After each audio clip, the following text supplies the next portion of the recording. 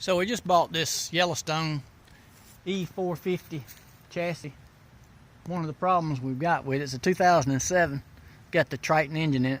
One of the problems we're having with it is the defrost, excuse me, won't stay on all the time.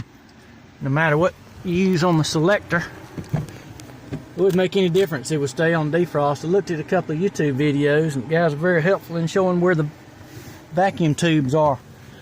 I took this off and found out that I had a red vacuum tube that goes from the top of the engine back up through the firewall over to where the washer fluid is up on the front. I guess the mice have chewed it into, sitting there for so long. So I replaced that and still didn't make any difference. So I got to looking and found out that there's a vacuum line that runs from a vacuum canister that's up in here behind the firewall, behind your blower that you can't get to. The only way you can get to it is to take you a pair of pliers, a screwdriver is what the guys were talking about using. I used a Dremel and it seemed to work a whole lot better. But this is your check valve right here.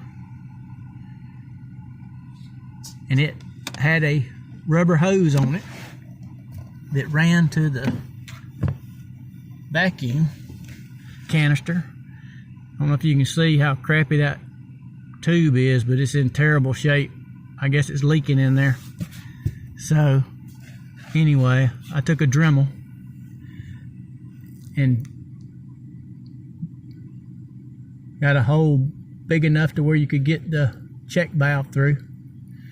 And if I just put my finger over this right here, the defrost and all the selector and everything works fine. So I'm going to order the vacuum canister to put up under here like they were suggesting on the other YouTube videos.